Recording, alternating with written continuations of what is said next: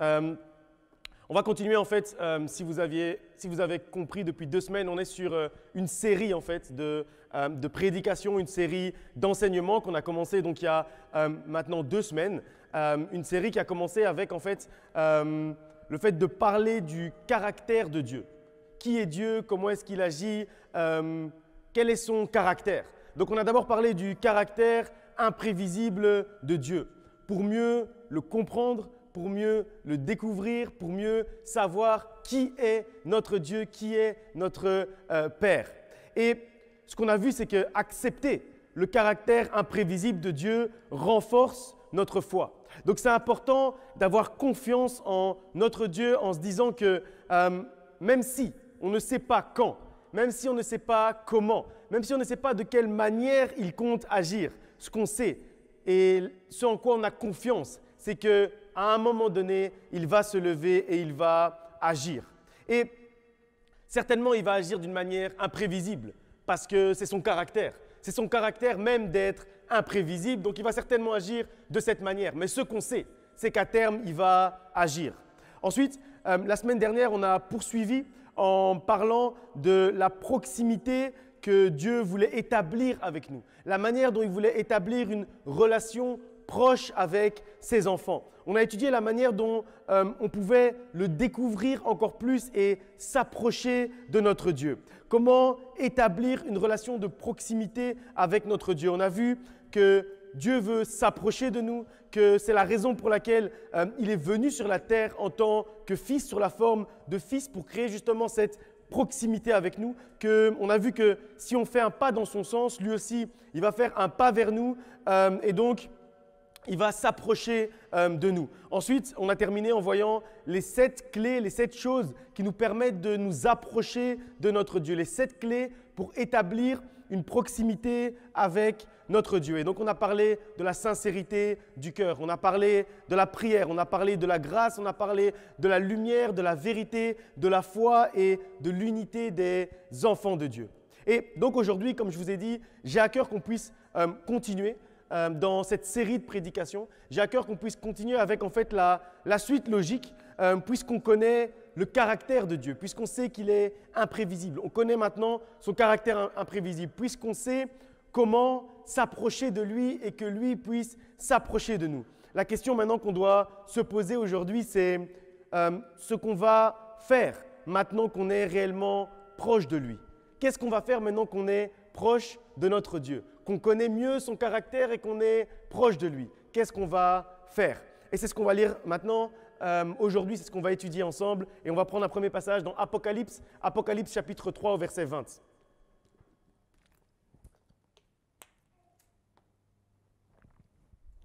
Apocalypse 3, 20. Voici, je me tiens à la porte et je frappe. Si quelqu'un entend ma voix et ouvre la porte, j'entrerai chez lui, je souperai avec lui et lui avec moi. Ce passage, il est intéressant parce qu'il parle de Dieu qui est en train de se tenir à la porte, comme s'il attendait quelque chose de notre part. Puisqu'on le connaît et qu'on s'est maintenant approché de lui durant ces 2 dernières semaines, on a appris à mieux le découvrir. Dieu se tient maintenant à notre porte. Puisqu'on a fait le pas de s'approcher vers lui, lui maintenant, il s'est également approché de nous. Et donc là, il se tient à la porte. Il est là, proche de toi, devant ta porte. Et toi, qu'est-ce que tu vas faire maintenant? Qu'est-ce que tu vas faire aujourd'hui maintenant que tu sais qu'il est déjà proche de toi? Maintenant que tu sais qu'il se tient réellement à la porte. Qu'est-ce que tu vas faire? Comment est-ce que tu vas l'aborder? Comment est-ce que tu vas entamer la discussion avec lui? Comment est-ce que tu vas établir la communication avec lui? En d'autres termes, comment communiquer avec Dieu? Quelles sont les manières que la Bible nous enseigne pour nous adresser à notre Dieu? La méthode de communication avec Dieu, c'est le thème de la prédication d'aujourd'hui. La méthode de communication avec notre Dieu. Et honnêtement, c'est un thème qui peut sembler simple, mais c'est un thème important. Quand j'ai commencé à préparer cette prédication, à un moment donné, je me disais, mais est-ce que ce n'est pas trop des redites? Est-ce que ce n'est pas trop simple comme prédication, comme thème? Et puis je me suis dit, C'est simple, oui, mais c'est important. Et donc, au-delà de la simplicité, l'importance de ce thème fait que c'est primordial de le rappeler, fait que c'est primordial de l'aborder aujourd'hui. Même s'il est simple, il est tellement important que ça vaut la peine d'en parler pour être certain qu'on a tous saisi les clés qui nous permettent de communiquer avec notre Dieu. Parce que justement, en fait, comme il semble simple, il est trop souvent négligé. Et donc, on a énormément de chrétiens qui se perfectionnent dans la manière de prendre autorité sur l'ennemi, qui se perfectionnent dans chasser les démons, prendre autorité sur les principautés, etc. Et ils en deviennent en fait des experts en communication de combat, des experts en communication presque négative, entre guillemets, puisque c'est toujours contre quelque chose qu'ils sont en train de communiquer, de parler. Et je ne dis pas que c'est mauvais, mais ce que je dis, c'est que quand ça fait oublier l'importance de la communication avec notre Dieu, là, ça devient dangereux. Là, ça devient un problème. Si on prend plus de temps à réfléchir et à étudier la manière de chasser les démons que de temps à essayer de réellement comprendre comment communiquer avec notre Créateur, là, ça devient petit à petit un souci. Et donc, c'est important de recentrer le débat. C'est important de se recentrer sur les choses les plus importantes, c'est-à-dire la communication avec notre Dieu. Établir une relation de communion avec notre Dieu. C'est comme les activités à l'église, par exemple. C'est une bonne chose. C'est une bonne chose, a priori, d'être actif dans une église. Mais si on devient des experts en activisme chrétien, mais qu'on ne sait plus comment communiquer avec notre Dieu, là, ça devient un problème. Là, ça devient dangereux pour notre propre salut. Là, ça devient dangereux pour notre propre vie chrétienne. Donc, c'est important. Raison pour laquelle c'est important de se rappeler des bases, les règles de communication avec notre Dieu, comment Dieu veut qu'on s'adresse à lui et comment s'adresser à lui de manière efficace. Et c'est ce qu'on va voir dans la prédication d'aujourd'hui. On va lire encore un passage dans 1 Timothée, chapitre 2, versets 1 à 8. 1 Timothée 2, 1 à 8. J'exhorte donc, avant toute chose, à faire des prières, des supplications, des requêtes, des actions de grâce pour tous les hommes, pour les rois et pour ceux qui sont élevés en dignité, afin que nous menions une vie paisible et tranquille, en toute piété et honnêteté. Cela est bon et agréable devant Dieu, notre Sauveur, qui veut que tous les hommes soient sauvés et parviennent à la connaissance de la vérité.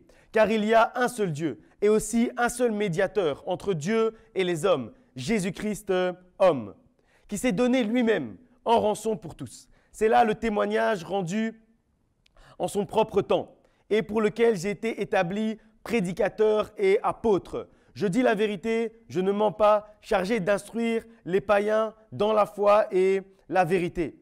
Je veux donc que les hommes prient en tout lieu en élevant des mains pures, sans colère ni mauvaise pensée. Ce passage, il est vraiment intéressant à différents niveaux. D'abord, on nous fait le lien, comme je disais tout à l'heure, entre le fait de communiquer avec Dieu par différentes manières et le fait d'être sauvé. Parce que ce passage dit qu'il veut que Christ est venu sur la terre parce qu'il veut que tous les hommes soient sauvés.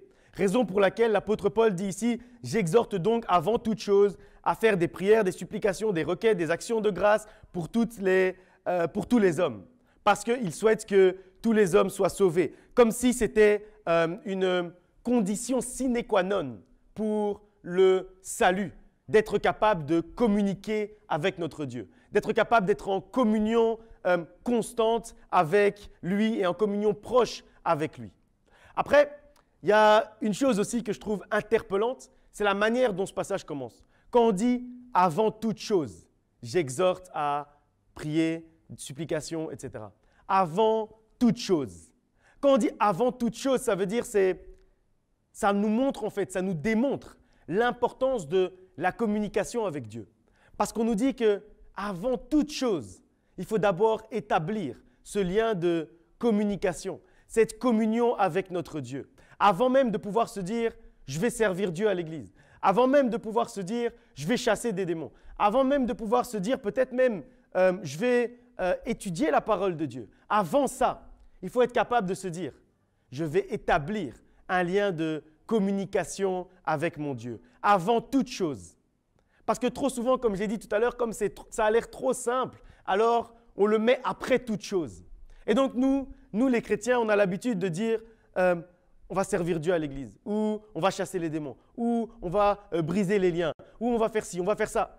Mais avant toute chose, on doit d'abord établir un lien de communication, de communion avec notre Dieu. Pas après toute chose, pas après avoir fait toute chose, avant toute chose. Et c'est important et ça nous démontre l'importance de la communication et de la communion avec notre Dieu.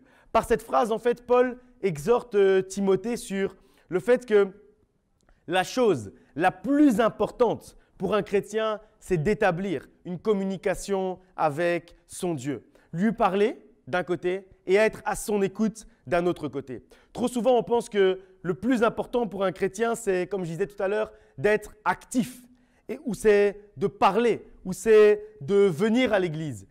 Tout ça sont des bonnes choses.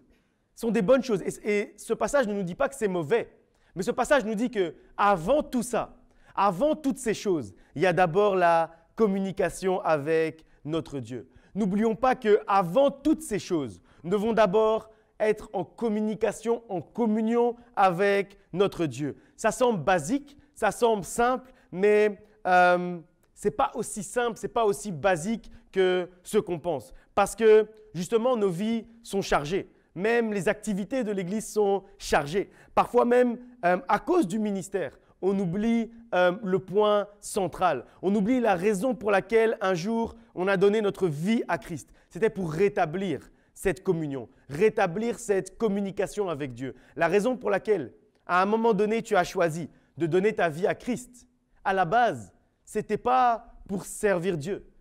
À la base, ce n'était pas pour faire quelque chose, être actif. À la base, c'était juste parce que tu voulais rétablir ce lien de communication entre toi et Dieu. À la base, c'était juste parce que tu voulais rétablir un lien qui avait été brisé par le péché. Et donc, tu voulais rétablir cette communication avec ton Père, avec ton Créateur. Et donc, tu as choisi de donner ta vie à Christ. Et donc, c'est important de ne pas oublier notre premier amour. C'est important de ne pas oublier pourquoi est-ce qu'on a donné notre vie à Christ. Et je ne suis pas en train de dire qu'il ne faut pas servir Dieu. Je ne suis pas en train de dire, loin de là, je ne suis pas en train de dire qu'il ne faut pas être actif à l'église. Je ne suis pas en train de dire tout ça. Ce que je suis en train de dire, c'est qu'avant toutes ces choses, il y a d'abord notre communication avec notre Dieu.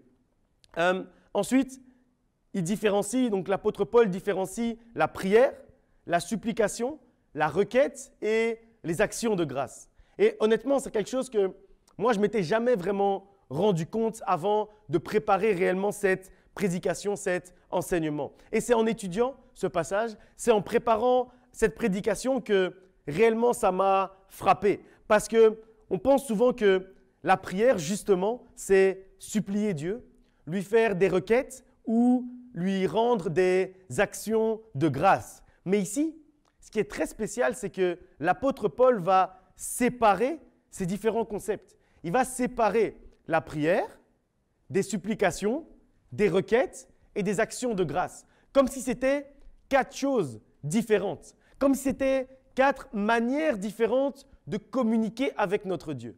Comme si c'était 4 manières différentes de communier avec notre Dieu, de s'adresser à notre Dieu. Et donc, il nous présente ça comme 4 manières d'entrer en communication avec notre Dieu. Mais ça veut dire aussi, quand on y réfléchit, que la prière renferme autre chose que juste supplier, que juste demander quelque chose, faire des requêtes et dire merci. Parce que sinon, il ne les aurait pas séparés dans cet enseignement. Il aurait juste dit prier. Il n'aurait pas dit la prière, la supplication, les requêtes et les actions de grâce. Le fait de les avoir séparés, ça veut bien dire que la prière, ce n'est pas juste supplier Dieu. La prière, ce n'est pas juste demander des choses à Dieu. La prière, ce n'est pas juste dire merci pour les choses qu'on a reçues, dire merci pour l'exaucement. La prière, ce n'est pas juste ça. Ce passage, en fait, il nous présente 4 manières différentes de nous adresser à notre Dieu. D'abord, il nous parle de la supplication. S'humilier aux pieds de notre Dieu et le supplier. S'humilier aux pieds de notre Dieu pour une situation par laquelle on est en train de passer, par exemple, et réellement le supplier. La supplication. C'est une manière de s'adresser à notre Dieu. C'est une manière de communiquer avec lui. Mais ça ne doit pas être la seule, puisqu'il y a différentes manières. Et qu'on dit ici que ces 4 manières de nous adresser à notre Dieu sont la base pour le salut.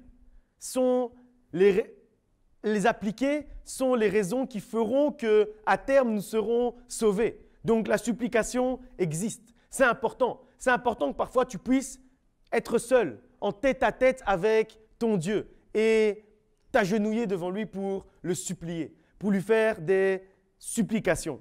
Ensuite, on nous parle des requêtes. Donc ça c'est les prières qu'on connaît très bien. Demander des choses précises à notre Dieu. Demander qu'il nous exauce pour quelque chose de bien précis, des requêtes. Après, quand on est exaucé, quand nos requêtes ont été exaucées, on nous parle d'action de grâce. En fait, de dire merci pour l'accomplissement des requêtes, pour le fait que Dieu a répondu favorablement à nos requêtes. Et on va dire ces 3 types de communication, on les assimile souvent juste à la prière et on se dit que ces 3 types de communication, c'est en fait la prière. Et en fait, ces 3 manières de s'adresser à Dieu, c'est souvent ce à quoi on résume la prière. On vulgarise la prière en disant que c'est demander quelque chose à Dieu et puis après lui dire merci. Mais en fait, ce passage scinde clairement la prière de ces trois autres types de communication. Comme si on voulait mettre l'accent sur le fait que même quand on n'a pas de raison de supplier Dieu, même quand on n'a rien spécialement à lui demander, même quand on ne veut pas spécialement faire de grandes actions de grâce pour quelque chose de précis qui est arrivé dans notre vie, même en l'absence de toutes ces raisons, de toutes ces situations, on doit malgré tout prier et s'adresser à Dieu. On doit malgré tout avoir des raisons pour prier et pour s'adresser à notre Dieu, pour communiquer avec notre Dieu, pour communier avec notre Dieu. Et on a l'habitude de limiter en fait notre communication avec Dieu à des demandes et des remerciements. On demande et puis on remercie parce qu'on a été exaucé. On demande et puis on remercie. On demande et puis on remercie. Mais il y a une autre dimension que Dieu veut que tu puisses atteindre dans ta communication avec lui. Il veut que tu lui parles même quand tu n'as rien à lui demander et même quand tu ne veux pas lui dire merci pour quelque chose en particulier. Même dans ce cas-là, il veut que tu trouves une raison pour pouvoir communiquer avec lui. Même quand il n'y a rien de particulier à demander, rien de particulier pour lequel tu veux le remercier, malgré tout ça, tu dois trouver des raisons de venir lui parler, de venir communiquer avec lui, de venir lui parler et l'écouter également. Rétablir ce lien de communion et de communication. C'est important. C'est important de se dire que même quand j'ai rien à demander à Dieu, je vais quand même mettre mes genoux au sol et je vais quand même prier. Même quand je n'ai pas une grande chose sur laquelle je veux lui dire merci, je peux juste lui dire merci pour d'être là, d'exister. Juste ça, je peux le faire également. Et même quand ce n'est pas pour lui dire merci, je peux quand même trouver des raisons pour lui parler. Et là, je sais que certains d'entre vous se posent des questions justement parce que nos prières souvent se limitent à dire « Seigneur, merci pour ça et s'il te plaît, fais aussi ça dans ma vie ». Ou alors « Seigneur, je te supplie parce que je passe par cette situation qui est très difficile, alors je te supplie de pouvoir m'en délivrer ». Donc on résume vraiment aux supplications, requêtes et actions de grâce. Alors peut-être que ce que je suis en train de vous dire, ça vous chamboule, mais comprenez que Dieu veut plus que ça de vous. Dieu veut une communication plus grande avec vous, une communication plus profonde également avec vous. Comprenez que Dieu veut plus de vous. Dieu veut plus de vous parce qu'il vous aime d'un amour infini et donc il ne veut pas juste que votre communication se résume à « j'ai besoin de ça et donc merci parce que tu m'as donné ça ». La communication que Dieu veut établir avec vous va plus loin que des remerciements et des demandes. Il y a une phrase que j'aime bien du prédicateur Smith Wigglesworth qui dit que « Je ne prie jamais plus d'une demi-heure, mais je ne passe jamais une demi-heure sans prier. » C'est vraiment très intéressant parce que ça veut dire que réellement il avait compris et en disant ça, il enseignait sur 1 Thessaloniciens 5, 17 qui dit « Priez sans cesse ». Quand on dit « prier sans cesse », ça veut dire qu'on ne peut pas juste se contenter de demander et de dire merci. Sinon, c'est impossible de prier sans cesse parce qu'on n'a pas assez de choses à demander pour prier 24 heures sur 24. Prier sans cesse, ça nous fait comprendre, quand on nous enseigne à prier sans cesse, ça nous fait comprendre qu'on ne peut pas juste se contenter de demander, dire merci, demander, dire merci. Parce qu'on n'a pas assez alors. On n'a pas assez pour… Ou alors on va toujours demander les mêmes choses et on va tourner en boucle. Donc c'est impossible d'arriver à ce niveau de communication avec Dieu si on se contente des requêtes et des remerciements. Il faut aller plus loin. Il faut parler à Dieu réellement comme à un père, lui présenter toutes les situations de notre vie et se laisser guider par son esprit. Lui présenter chacun de nos choix des plus simples, mais également aux plus compliqués. Mais également lui parler sans raison. Sans raison première, juste lui parler pour lui dire qu'il est merveilleux. Juste pour lui dire même des choses qu'il sait déjà. Juste pour lui dire, Seigneur, tu es merveilleux, tu as séparé la mer Rouge en deux. Il sait déjà qu'il a fait ça. Mais on doit être capable aussi de lui prier, de communiquer avec lui juste sans raison comme ça. Parce que c'est impossible de prier sans cesse si tout ce qu'on fait, c'est demander et remercier. Parce que personne n'a assez de choses, comme j'ai dit tout à l'heure, à demander pour prier sans cesse. Au verset 8 de 1 Timothée qu'on a lu tout à l'heure, on accentue encore en disant de le prier en tout lieu. Donc, dans 1 Thessaloniciens, on nous dit de prier sans cesse. Mais ici, dans 1 Timothée 2, on ajoute qu'il faut prier sans cesse, c'est une chose, mais également en tout lieu. Ça veut dire qu'il n'existe aucun endroit sur la terre au sein duquel tu ne peux pas parler à ton Dieu, tu ne peux pas élever le nom de ton Dieu, tu ne peux pas rendre gloire à ton Dieu. Même que ce soit au travail, à l'école, peu importe là où tu vas, là où tu es, tu as la possibilité de prier. Tu as la possibilité de communiquer avec ton Dieu. On ne dit pas de prier sans cesse à la maison. On ne dit pas de prier sans cesse à l'église. On nous dit de prier sans cesse et en tout lieu. En combinant les deux passages de 1 Timothée et de 1 Thessaloniciens, on comprend qu'on doit prier sans cesse et en tout lieu. Et donc, en combinant ces deux passages, on comprend que Dieu nous appelle à être constamment en communion et en communication avec lui. C'est le niveau de communication que Dieu souhaite établir avec toi. C'est le niveau de communication et de communion que Dieu souhaite établir avec chacun d'entre nous. Parfois, on doit aller à la montagne pour se recueillir, c'est un lieu, c'est vrai.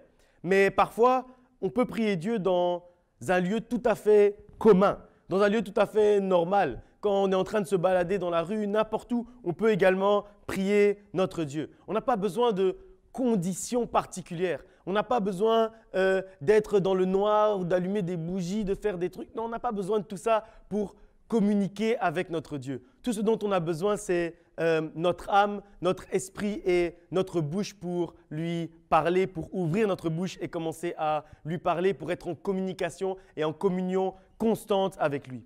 La fin du verset 8 de 1 Timothée est aussi très intéressante. Elle nous donne également 3 conditions pour établir cette communication continuelle. On nous parle d'avoir les mains pures.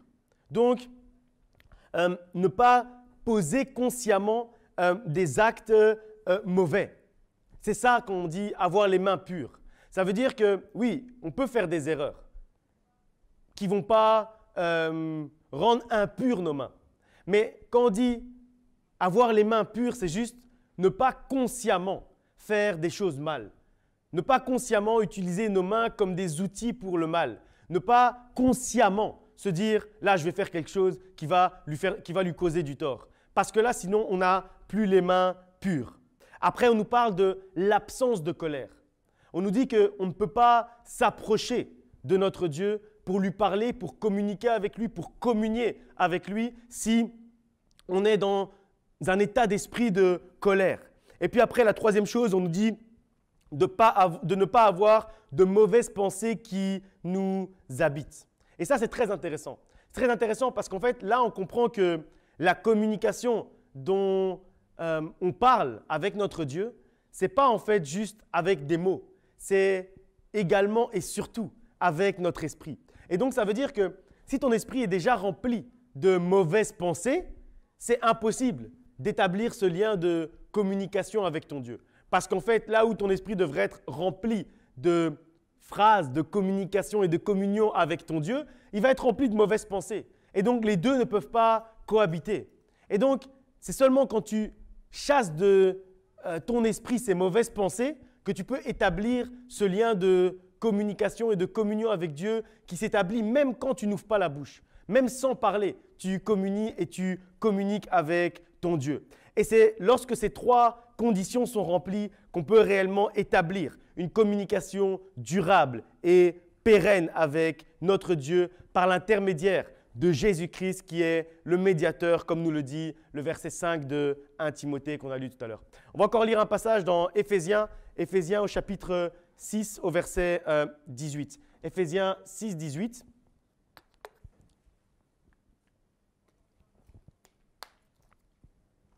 Éphésiens 6, 18.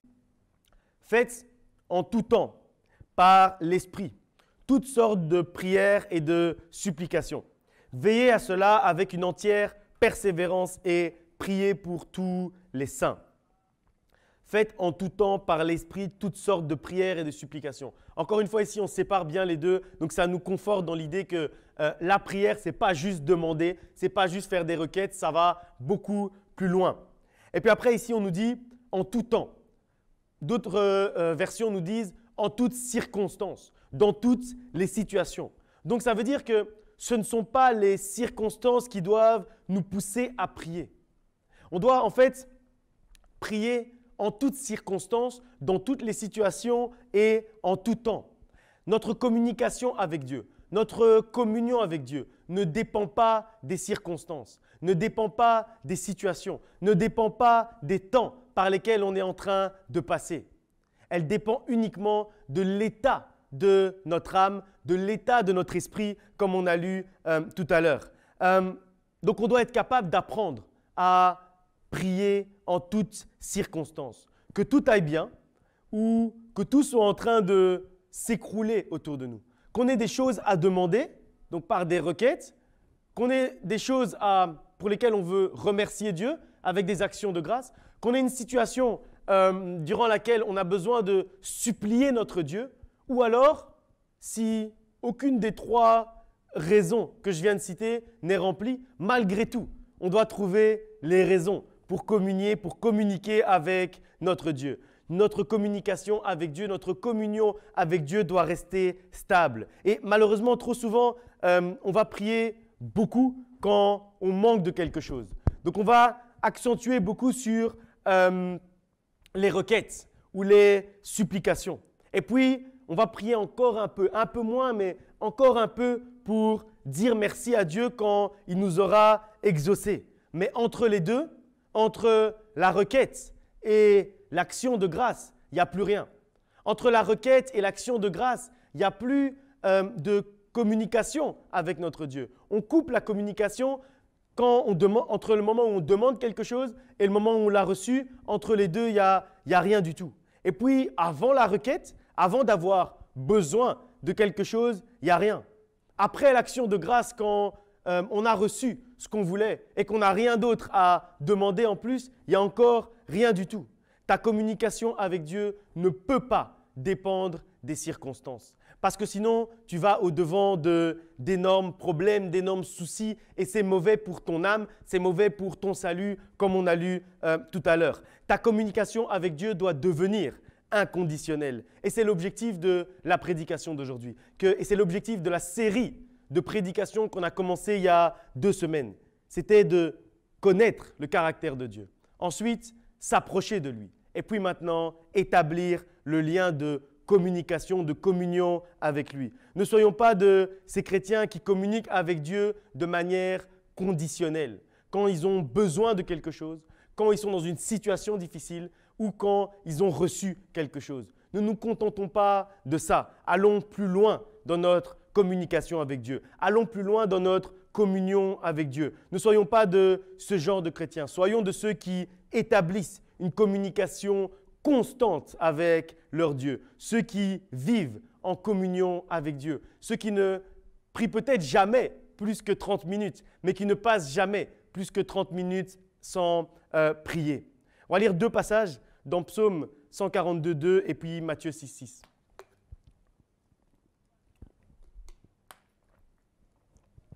Psaume 142 au verset 2. À pleine voix, je crie à l'Éternel. À pleine voix, j'implore l'Éternel. Matthieu 6:6.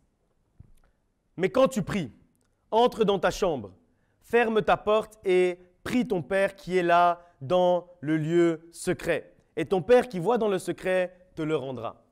Ce que j'aime dans ces 2 passages, c'est en fait la variété. La variété dans la manière dont on s'adresse à Dieu. Clairement, le passage de Psaume nous parle de crier à pleine voix. D'autres versions parlent d'invoquer à pleine voix, etc. Moi, j'ai pris la version Louis II 21. Mais ce qui est intéressant malgré tout, ça reste la variété dans la manière de communiquer, de communier, de s'adresser à notre Dieu. Là où, dans Matthieu 6:6, on va nous parler plutôt d'un moment plus calme, d'un moment plus intime, d'un moment plus doux, d'un moment plus dans le secret. Et moi, j'aime cette variété justement avec notre Dieu. Parce que réellement, c'est vrai qu'il y a des fois où on a besoin de crier à lui. Et puis, il y a d'autres fois où on a besoin de murmurer à son oreille. Et puis, il y a des fois où il va nous répondre justement comme avec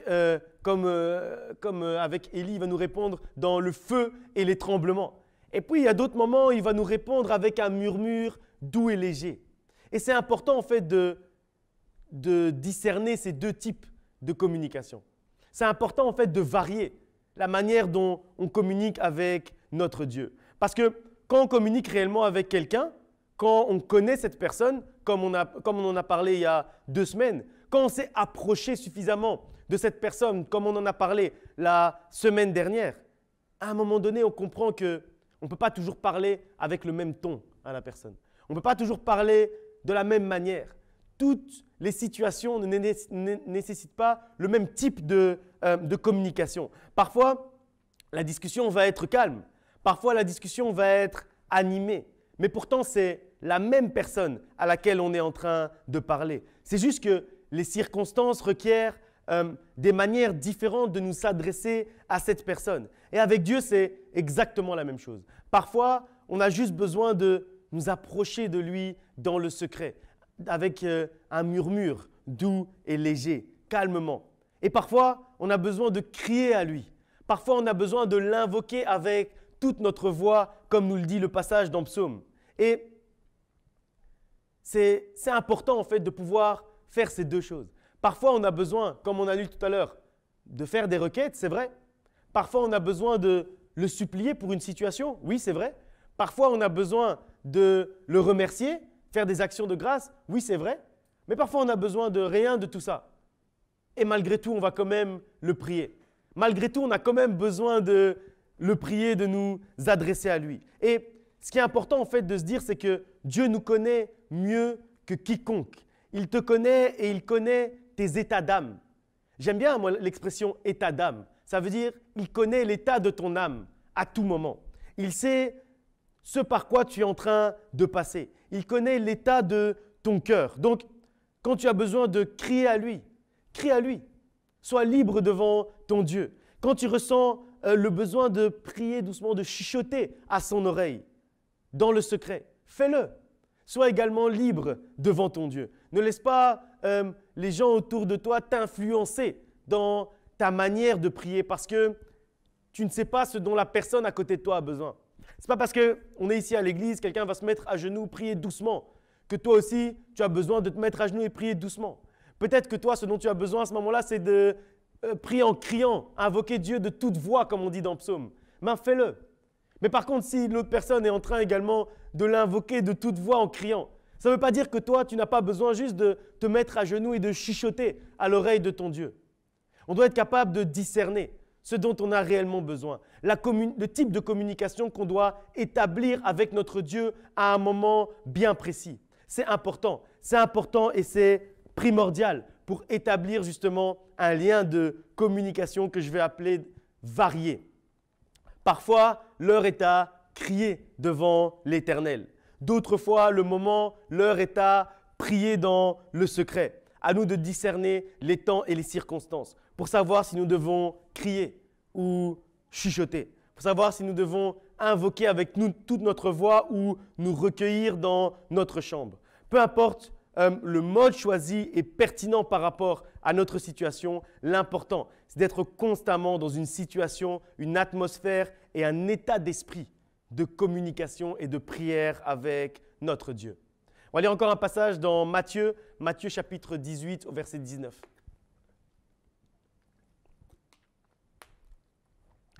Matthieu 18, 19.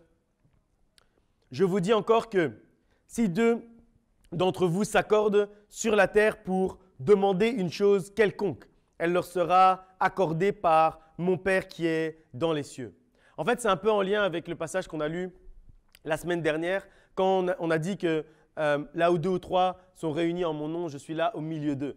Donc là, on parlait de la présence de Dieu. On parlait du fait que parfois, pour s'approcher de notre Dieu d'une certaine manière, on a besoin d'être dans l'unité de l'assemblée. On a besoin d'être ensemble pour s'approcher de Dieu d'une certaine manière. Et ici, on nous dit que parfois également, pour communiquer avec notre Dieu, on a besoin également de l'unité, on a besoin également de notre assemblée. Le passage de Matthieu 6 nous parlait de prier seul, dans le secret, dans notre chambre. Et celui-là, dans Matthieu 18, c'est toujours la même personne qui écrit, nous parle de prier ensemble, de communiquer ensemble comme une seule voix avec notre Dieu. Encore une fois, les situations différentes nécessitent des manières différentes de communiquer avec notre Dieu. Les circonstances différentes ne doivent pas briser notre communication avec notre Dieu. Par contre, elles doivent nous amener à adapter parfois notre communication avec notre Dieu. Ça veut bien dire que quand tu es seul ici, quand tu es seul chez toi, dans ta chambre, tu dois être capable de communiquer et de communier avec ton Dieu. Mais également, quand tu es avec toute l'assemblée dans l'église, tu dois être capable également de créer cette communication et cette communion avec ton Dieu. Ça ne doit pas en fait te brider le fait d'être seul à la maison. Ça ne doit pas non plus te brider le fait d'avoir le peuple de Dieu qui prie autour de toi. Aucun des deux ne doit te brider, tu dois être capable de profiter de ces deux moments parce que les deux amènent des communications différentes et donc vont amener des réponses à des questions différentes que tu te poses, vont amener des solutions à des problèmes différents que tu traverses. Et donc parfois, la solution va arriver au moment où tu es seul dans ta chambre. Parfois, la solution va arriver au moment où tu es en communion avec tes frères et tes sœurs. Et donc, il y a certaines choses qui vont se débloquer seul dans ta chambre. Et puis, il y a des moments où ça ne va pas se débloquer seul dans ta chambre. Et là, à ce moment-là, tu auras besoin, tu ne seras plus dans ce besoin de tête à tête, mais par contre, tu auras besoin d'avoir le soutien de tout le corps de Christ pour que cette situation puisse se débloquer. Et donc, c'est à ce moment-là que tu dois faire élever vers Dieu cette requête, cette prière, cette supplication ou cette action de grâce. Il y a des moments qu'on doit avoir en tête-à-tête avec notre Dieu et puis il y a des moments où on doit être unis dans l'union de prière. Il y a certaines choses qui vont se débloquer quand on est en communion et en union de prière avec nos frères et nos sœurs en Christ. Donc il ne faut négliger ni l'un ni l'autre. Les deux sont primordiaux, les deux sont importants parce que la Bible nous dit que Dieu parle parfois d'une manière, parfois d'une autre. Donc Dieu répond à nos prières, parfois d'une manière, parfois d'une autre. Donc en gros, ne manque pas ce que Dieu a à te dire quand tu es seul. Mais d'un autre côté, ne manque pas non plus ce que Dieu a à te dire quand tu es avec ton assemblée, avec tes frères et tes sœurs. Le tout, c'est d'avoir un bon équilibre entre tous ces moments. En étant dans le milieu chrétien, je vais dire, étant dans le christianisme depuis longtemps, je vois clairement deux types de comportements, deux types de déséquilibres auxquels il faut faire attention, deux types de dérives auxquels il faut faire attention. Il y a des chrétiens qui pensent que ce n'est qu'à l'Église qu'il faut communiquer avec Dieu.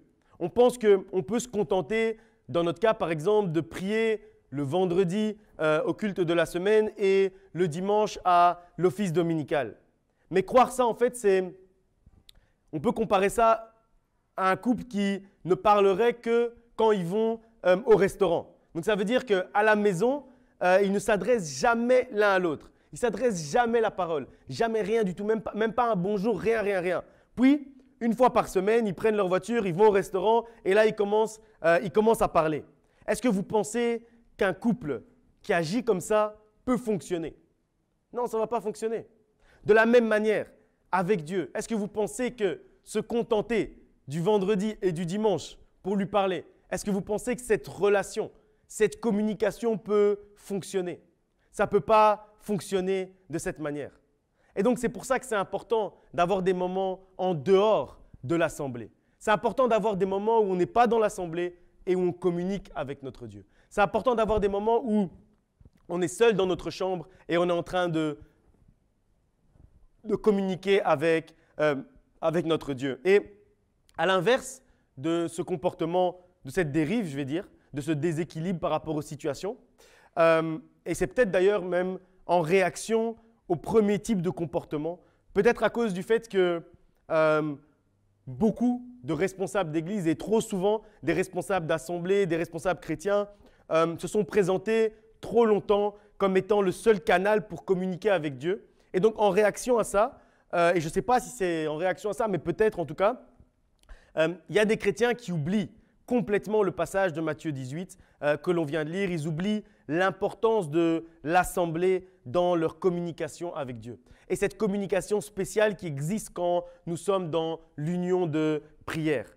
Et donc ce qu'ils font, c'est qu'ils se concentrent uniquement sur le fait d'être seuls dans leur chambre et de prier. Et donc ils sont rattachés à aucune assemblée. Et donc d'une certaine manière, ils ne sont pas rattachés au corps de Christ. Et ça, c'est l'autre dérive en fait. Et moi, je suis plutôt quelqu'un d'équilibré. Donc, moi, je suis convaincu que tout a été instauré avec une raison dans la parole de Dieu.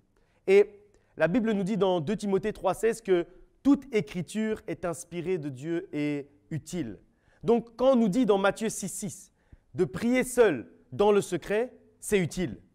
Mais quand le même Matthieu nous dit dans Matthieu 18,19 de prier avec l'assemblée, en union de prière, c'est aussi utile. Parce que toute écriture est inspirée de Dieu et utile. Donc il faut comprendre l'utilité de ces deux moments, l'utilité de ces deux situations, l'utilité de ces deux types de communion, de communication avec notre Dieu. On a besoin des deux. Et la clé, en fait, c'est d'avoir un bon équilibre entre les deux. Être dans l'unité avec nos frères et sœurs en Christ, avoir une assemblée qui nous soutient dans la prière, mais également prendre le temps pour nous approcher de Dieu individuellement et dans le secret. Parce qu'il y a des choses qui vont se débloquer dans les deux parties. Tu ne peux pas te contenter d'être seul dans ta chambre, mais tu ne peux pas te contenter non plus d'être dans l'assemblée avec tes frères et sœurs. Tu dois être capable de trouver un bon équilibre dans la communion et dans la communication avec ton Dieu. On va lire encore deux passages dans Jacques et dans 1 Jean. Jacques 5, 16 et puis 1 Jean 5, 14 à 15.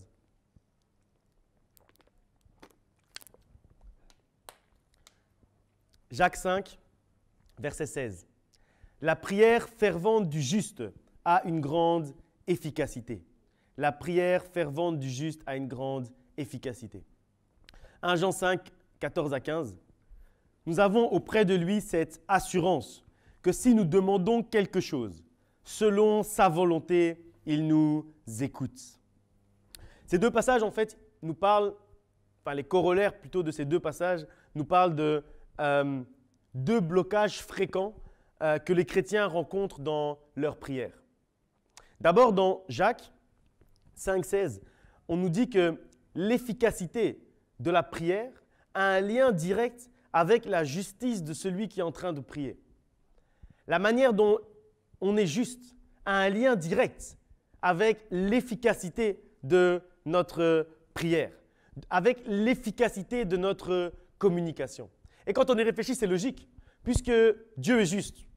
À partir du moment où lui, il est juste, lui, c'est logique aussi pour lui que celui qui va essayer de communiquer avec lui soit juste. C'est logique.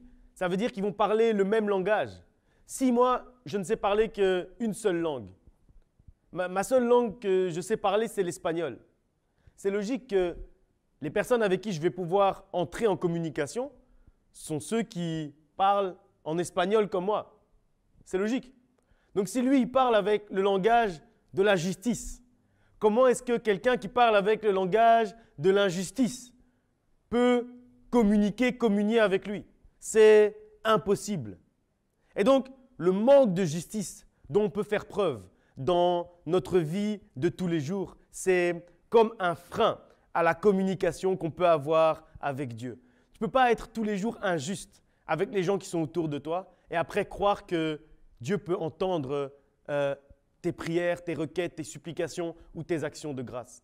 Ce n'est pas possible parce que vous ne parlez pas la même langue, parce que vous n'êtes pas sur la même longueur d'onde. C'est comme les talkie-walkie qu'on utilise ici à l'audiovisuel. Quand quelqu'un met sur la chaîne 2, quand le réalisateur parle, il n'entend pas. C'est la même chose. Si toi, tu es sur la chaîne injustice, lui, il est sur la chaîne justice, la communication ne passe pas. Ce que tu dis ne passe pas et il n'entend pas. Et ce que Dieu te dit ne passe pas et toi-même, tu ne l'entends pas.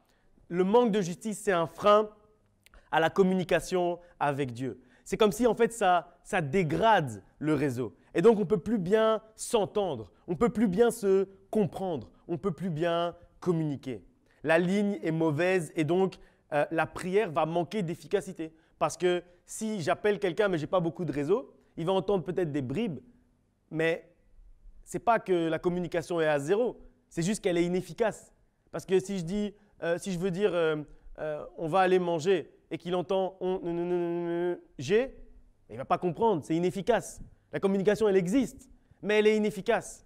Avec Dieu, c'est exactement la même chose. Si on n'est pas juste, si on est injuste, la communication peut exister. Tu peux avoir cette impression, donc la communication existe, ça veut dire que tu vas prier. Mais la prière va manquer d'efficacité parce que vous n'êtes pas sur la même longueur d'onde, parce que le signal est rompu, parce qu'il n'y a pas beaucoup de 4G. Il ne t'entend pas bien. Dieu ne t'entend pas bien, le signal est mauvais. Donc si tu sens parfois que ta prière est bloquée et n'est pas efficace, demande-toi et prie. Demande-toi peut-être, si tu agis de manière juste. Et puis demande à Dieu de t'aider à agir de manière juste pour que tu puisses réaligner les ondes, pour que tu puisses réaligner les canaux et que tu puisses être sur le même canal, sur les mêmes ondes que Jésus-Christ. Dans 1 Jean, on nous dit que nos prières doivent s'accorder à la volonté de Dieu. Et c'est le deuxième blocage. C'est le deuxième blocage qu'on rencontre souvent en tant que chrétien. La prière s'accompagne en fait du discernement. C'est ce que nous dit ce passage. Il faut discerner la volonté de Dieu pour comprendre en fait dans quelle direction on doit prier. Donc parfois, si tu sens que ta prière est bloquée, arrête-toi un peu, prends le temps de réfléchir, mais aussi prends le temps d'écouter. Et c'est ça trop souvent le problème qu'on a, c'est qu'on croit qu'en fait la prière c'est une direction. Et donc on parle, mais on n'écoute pas. Et donc quand on fait ça, on prie, mais on ne sait même pas si on prie dans la volonté de Dieu. Et donc ce qu'on dit ici, c'est que les prières qui s'accomplissent, ce sont les prières qui sont faites, qui sont alignées avec la volonté de Dieu. Et c'est quelque chose de très important d'être capable de discerner la direction dans laquelle on doit prier. Peut-être que quelqu'un est en train de prier avec force et fermeté et il il donne tout son cœur dans la prière, à l'église, chez lui. Donc il est dans les deux bonnes situations, etc. Il prie vraiment fort pour devenir un grand sportif. Mais que Dieu veut qu'il devienne un chef d'entreprise. Et donc il n'a pas discerné la volonté de Dieu. Et donc il peut prier jusque demain, après-demain, jusque dans 10 ans, 20 ans, 30 ans pour devenir ce sportif. Si Dieu a choisi que tu deviennes un chef d'entreprise, tu ne pries pas dans la bonne direction. Et donc, encore une fois, les ondes ne sont pas alignées, les signaux ne sont pas alignés, les canaux ne sont pas alignés. Donc, c'est impossible que la prière soit efficace dans ce cas-là. Et donc, c'est important.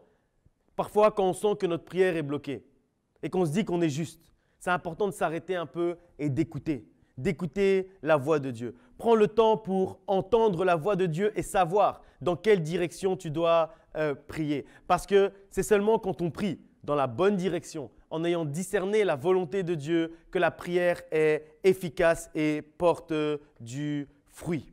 On va lire encore un passage dans Jean chapitre 10 au verset 27. Jean 10, 27.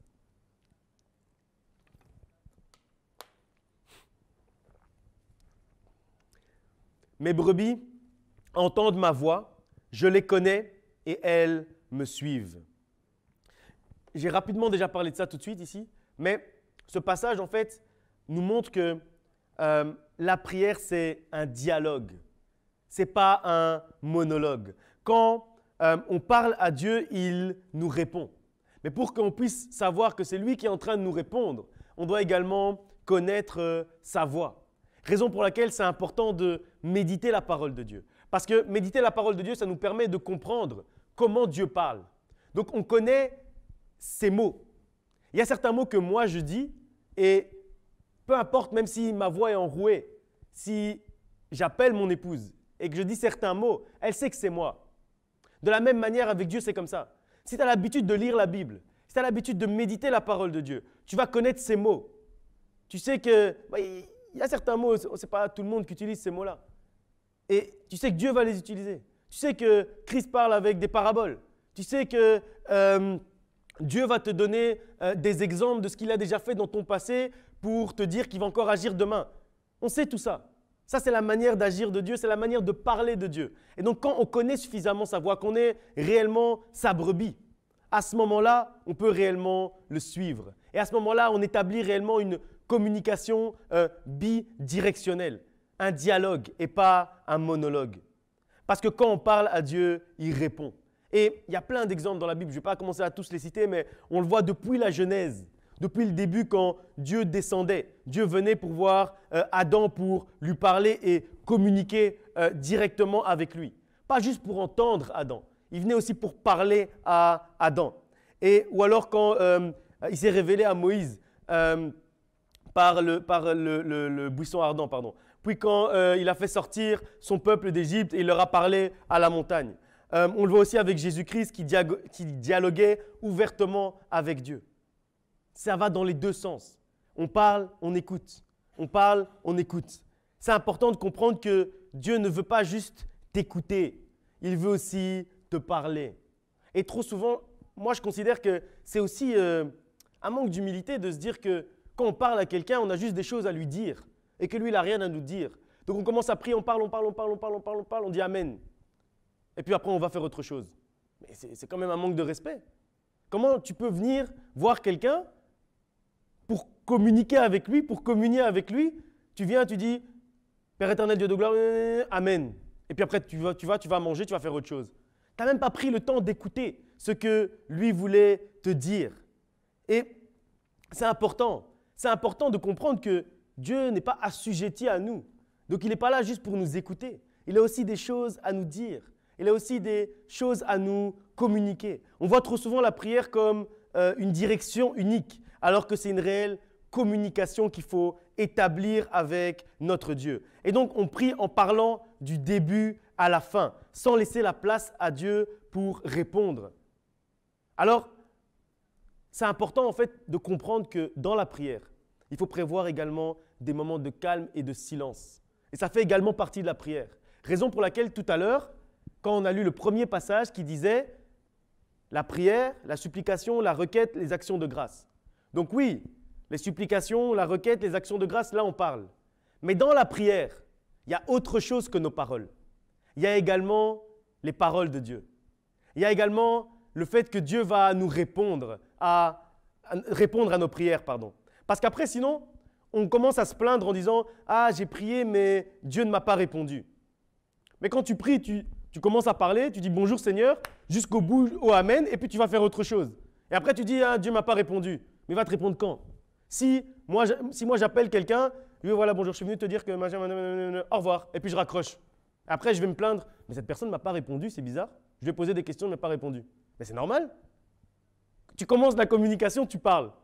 Et puis tu arrêtes la communication et après tu dis la personne ne t'a pas répondu. Mais c'est normal, tu as coupé le téléphone.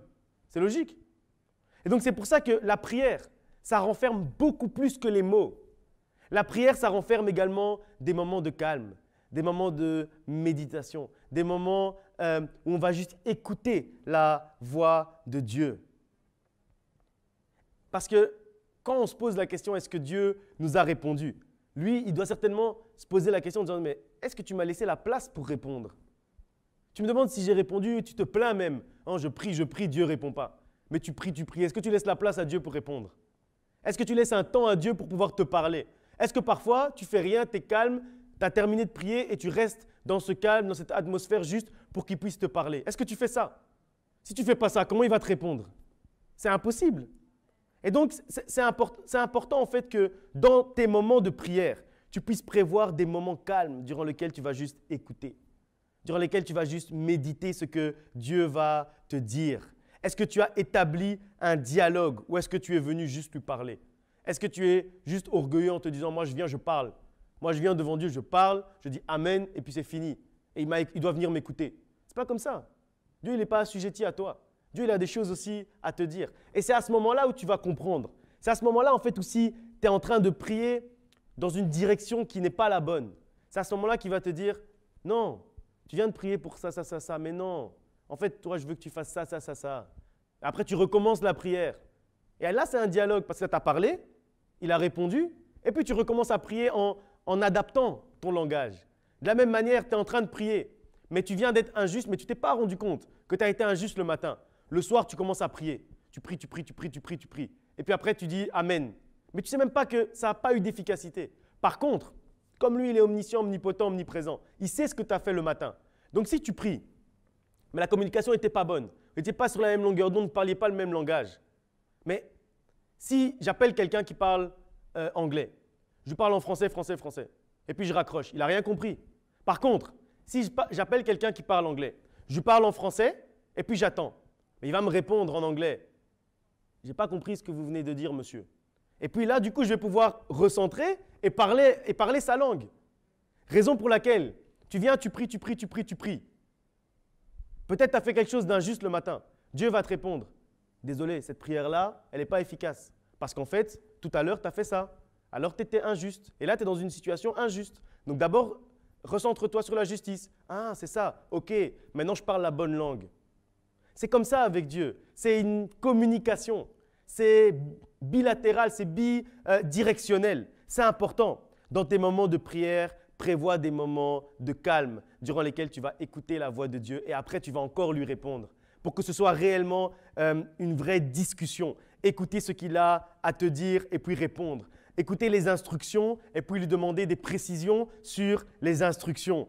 Dieu veut communiquer avec toi, il ne veut pas juste t'écouter. Il est fatigué des chrétiens qui pensent qu'ils sont là juste pour être écoutés par Dieu. Il faut également que tu sois là pour l'entendre, pour l'écouter. Donc, Dieu veut communiquer avec toi dès aujourd'hui. Alors ne te contente pas de parler quand tu pries, prends aussi le temps d'écouter et d'entendre la voix qui vient de ton Dieu. On va lire encore un passage dans Colossiens chapitre 4, verset 2. J'ai pris la version français courant. Persévérez dans la prière, veillant dans cet exercice avec des actions de grâce. J'ai pris cette version-là parce qu'elle disait veillant, et donc ça a amené en fait une certaine notion de vigilance. Et c'est ça qui m'intéressait. On doit être vigilant en fait dans le domaine de la prière. On doit être vigilant dans le domaine de la communication, de la communion avec notre Dieu. Parce qu'en fait, trop de choses dans notre vie peuvent nous éloigner de la communion et de la communication avec notre Dieu. La communion et la communication que Dieu souhaite que nous établissions avec lui. Parfois, les situations difficiles par lesquelles on est en train de passer justement nous poussent à nous contenter de supplier. Parfois, on est tellement concentré sur ce dont on a besoin qu'on passe notre temps à faire des requêtes, à demander des choses. Ou alors, ça c'est dans l'autre sens, on est tellement content de tout ce qu'on a reçu, de tout ce que Dieu a fait dans notre vie, qu'on va se contenter de tout le temps dire merci pour ça, merci pour ça, merci pour ça. Mais il y a autre chose derrière. Il y a autre chose comme communication. Il y a autre chose comme communion que Dieu veut établir avec toi. Il veut faire plus en fait avec toi. Il veut te dire plus de choses. Il veut que tu lui dises aussi plus de choses. Il veut que vous communiquiez mieux, que vous communiquiez plus, mais également que vous communiquiez mieux. Que vous communiez plus et que vous communiez mieux. Que votre relation soit plus qualitative et soit également plus quantitative. Et donc dans tout ça, on doit ne pas oublier de pas juste parler à notre Dieu. N'oublions pas d'établir cette communion constante, d'avoir une communication bidirectionnelle avec notre Dieu. Parler et écouter, prier sans cesse en tout lieu, d'être de ceux qui ne prient pas plus de 30 minutes, mais qui ne passent jamais plus de 30 minutes sans prier. Changeons en fait nos habitudes de prière. Soyons de ceux qui demeurent constamment dans une atmosphère de communication, de communion avec notre Dieu. On va lire encore un passage dans Ésaïe chapitre 51, versets 15 à 16. Ésaïe 51, 15 à 16.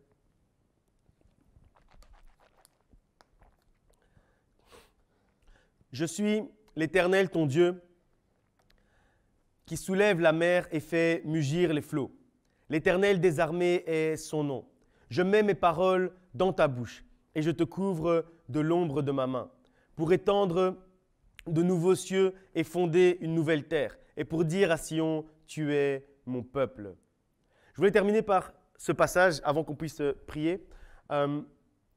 D'abord parce que Dieu nous rappelle ici qu'on est son peuple et moi j'aime bien les passages où Dieu crée une proximité avec nous. Vous avez compris depuis quelques semaines. Et puis, il dit aussi qu'il met ses paroles dans notre bouche. Et là, c'est la raison principale pour laquelle je voulais terminer avec ce passage. Parce qu'en fait, ce passage nous rassure. Il nous rassure sur la manière dont on peut établir cette communication, cette communion avec notre Dieu. Parce qu'en fait, je ne voulais pas que vous terminiez cette prédication en vous disant que c'est difficile, tout ce que je viens d'expliquer. Qu'établir une communication avec Dieu, c'est difficile. Je ne voulais pas qu'à l'issue de cette prédication, vous disiez que c'est difficile de créer une communication et une communion avec Dieu. Parce qu'en fait, tout ce qu'on a à faire pour établir cette communication et cette communion, c'est venir devant lui d'un cœur sincère. Et donc, c'est de le vouloir réellement. Le vouloir réellement et faire le pas de la foi en ouvrant notre bouche. Si tu ouvres la bouche aujourd'hui, Dieu va mettre les paroles dans ta bouche. Et donc, il va établir cette communication avec toi, lui-même. Tout ce que tu as à faire, en fait, quand tu veux lui parler, c'est juste de composer son numéro. Après, lui, il va mettre les paroles dans ta bouche pour que la communication puisse se créer, pour que la communication puisse être établie, pour que la communication puisse débuter. Tu n'as pas à te soucier s'il y a du réseau ou pas du réseau, tu appelles juste. Et puis, lui, il va faire le reste. Et c'est important. C'est important de se dire que Dieu va commencer à communiquer avec nous dès qu'on va faire le pas de la foi, d'ouvrir notre bouche et d'ouvrir nos oreilles. Si tu fais le pas de la foi, d'ouvrir ta bouche, il va commencer à mettre les mots dans ta bouche pour que tu puisses parler. Si tu fais le pas de la foi, d'ouvrir tes oreilles, juste de prendre des temps de calme, des temps de silence, il va également ouvrir tes oreilles et parler pour que tu puisses entendre. Alors, on va se lever ensemble et on va prier. J'aimerais prendre un dernier passage justement pour la prière. Dans 1 Roi, chapitre 19 au verset 12. Je l'ai déjà pris tout à l'heure de tête, mais j'aimerais qu'on le lise maintenant. 1 Roi 19, 12.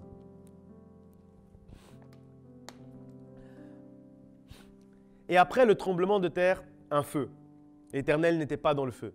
Et après le feu, un murmure doux et léger. Aujourd'hui, en fait, et quand je préparais cette prédication, ça, j'ai ajouté ça vraiment quand j'étais en train de prier ce matin. Ce n'était pas dans la prédication de base. Parce qu'en fait, j'ai eu à cœur de parler à quelqu'un et de dire que trop souvent, on fait comme Élie et on cherche Dieu dans le sensationnel. On va chercher Dieu dans le tremblement de terre et dans le feu. Dans le feu et le tremblement de terre, on va se dire, c'est là où est Dieu. C'est là où Dieu va me parler. Mais ma prière pour toi aujourd'hui, depuis ce matin, je suis en train de prier avec ça, c'est que Dieu puisse, que tu puisses entendre le doux murmure de Dieu aujourd'hui. Que Dieu puisse parler à ton oreille et que tu puisses entendre son doux murmure. Que Dieu puisse te parler avec un murmure doux et léger, comme nous dit ce passage. Parce que parfois, c'est la manière dont il a choisi de parler.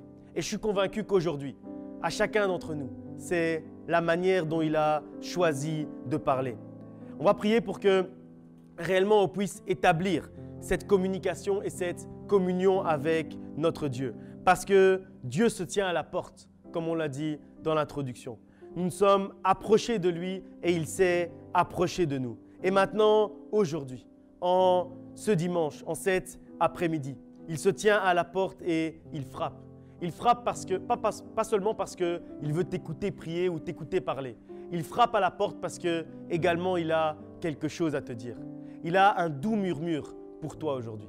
Il a un murmure doux et léger qu'il veut prononcer au creux de ton oreille.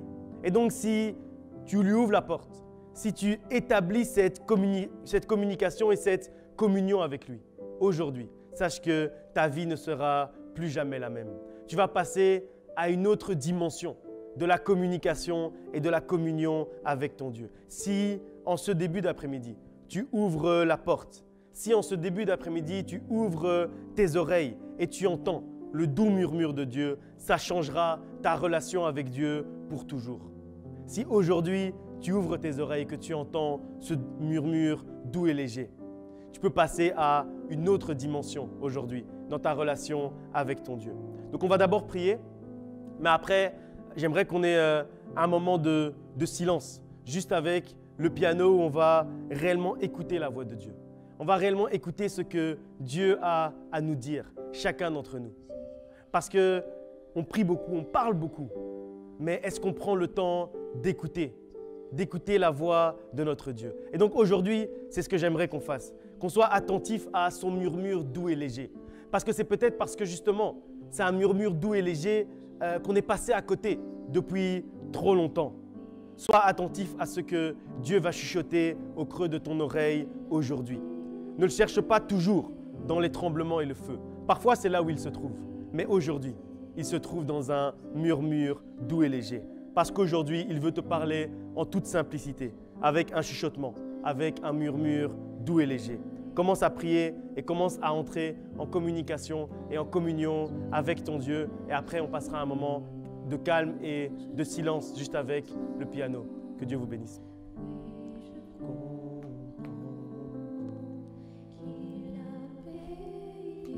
Père éternel, Dieu de gloire, je m'approche devant ton trône, Seigneur, avec ton assemblée, avec tes enfants, avec ton peuple. Seigneur, je te demande réellement, Seigneur, de mettre ta main, Seigneur, sur tes enfants, Seigneur. Que réellement, Seigneur, aujourd'hui, parce que, Seigneur, tu nous as parlé, Seigneur, Seigneur, que tu voulais rétablir cette communication avec nous. Rétablir, Seigneur, cette communion, Seigneur, avec nous. Aujourd'hui, Seigneur, ne sois pas muet. Aujourd'hui, Seigneur, parle à quelqu'un. Aujourd'hui, Seigneur, parle dans le creux de l'oreille de quelqu'un. Aujourd'hui, Seigneur, chuchote dans l'oreille de quelqu'un. Aujourd'hui, prononce un murmure doux et léger dans l'oreille de quelqu'un. Aujourd'hui, réponds à une question que mon frère, que ma sœur se pose depuis des années. Aujourd'hui, réponds. Aujourd'hui, réponds avec ce murmure doux et léger. Seigneur, fais que réellement nous puissions aujourd'hui établir cette communication avec toi. Qu'aujourd'hui nous puissions établir la communion que tu veux établir avec nous. Qu'aujourd'hui, Seigneur, nous soyons sur la même longueur d'onde. Qu'aujourd'hui, Seigneur, tu puisses nous montrer comment nos prières doivent être efficaces. Qu'aujourd'hui, Seigneur, tu puisses nous montrer comment nos prières vont arriver jusqu'à toi. Qu'aujourd'hui réellement nous puissions entrer dans cette communication et dans cette communion avec toi. Que rien ni personne ne puisse être un frein à cette communication. Seigneur, aujourd'hui je brise tous les freins, toutes les injustices, tout ce qui fait, Seigneur, tout ce qui peut nous bloquer, tout ce qui peut bloquer, Seigneur, l'accès au trône de la grâce, tout ce qui peut nous bloquer dans cette communication et dans cette communion avec toi. Seigneur, fais que nous puissions être justes à tes yeux. Fais que nous puissions être justes devant toi pour réellement entrer en communication et en communion avec toi. Seigneur, lorsque nous allons arrêter cette prière, Seigneur, réponds à quelqu'un. Seigneur, parle à quelqu'un. Seigneur, fais que réellement nous puissions entendre ta voix aujourd'hui. Fais que nous puissions entendre ta voix par ce murmure doux et léger. Seigneur, fais que ce murmure doux et léger puisse se laisser entendre à nous. Au nom de Jésus-Christ, fais que vraiment, Seigneur, ta voix, Seigneur, puisse couler, Seigneur, comme un torrent dans notre vie aujourd'hui. Seigneur, fais qu'il n'y ait aucune interférence entre toi et nous. Fais que la communication soit claire. Fais que la communication soit limpide. Fais que nous puissions réellement entendre ta voix pour que tu puisses nous dire quelle est ta volonté pour notre vie. Que nous puissions entendre ta voix pour savoir dans quelle direction prier. Que nous puissions entendre ta voix pour savoir comment prier, à quel moment prier. Que nous puissions savoir si nous devons faire des supplications. Que nous puissions savoir si nous devons faire des requêtes. Que nous puissions savoir si nous devons faire aujourd'hui des actions de grâce. Ou si nous devons juste te rappeler, Seigneur, que tu es un Dieu merveilleux. Fais que réellement aujourd'hui, nous puissions entendre ta voix. Fais-toi entendre à nous aujourd'hui. Fais-toi entendre à quelqu'un aujourd'hui. Fais-toi entendre à ton enfant aujourd'hui. Fais-toi entendre à ton serviteur aujourd'hui. Fais-toi entendre à quelqu'un qui s'est égaré, qui est sorti de ton chemin aujourd'hui. Fais-toi entendre à lui. Fais-toi entendre à elle. Fais-toi entendre à ton fils. Fais-toi entendre à ta fille. Fais-toi entendre à ta servante. Fais-toi entendre à ton serviteur. Aujourd'hui, Seigneur, fais-toi entendre à quelqu'un. Que quelqu'un puisse entendre ta voix. Que quelqu'un puisse savoir que tu es là. Que quelqu'un puisse savoir que tu existes. Que quelqu'un puisse se rappeler de ton action dans sa vie. Que quelqu'un puisse se rappeler que tu as un plan merveilleux pour lui. Que quelqu'un puisse se rappeler que tu as un plan merveilleux pour elle. Que quelqu'un puisse se rappeler que tu es le Dieu qui guérit. Que quelqu'un puisse se rappeler que tu es le Dieu qui délivre. Que quelqu'un puisse se rappeler que tu es le Dieu qui exauce. Au nom de Jésus-Christ.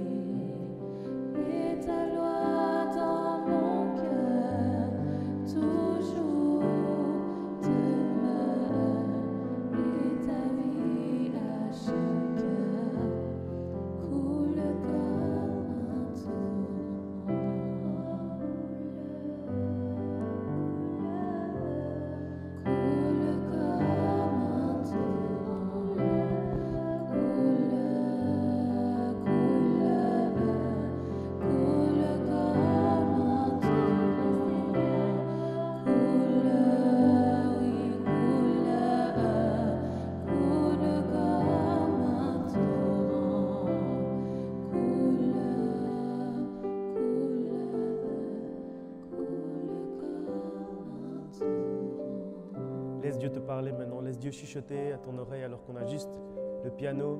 Prenons le temps de juste écouter la voix de Dieu, écouter le murmure doux et léger de notre Dieu.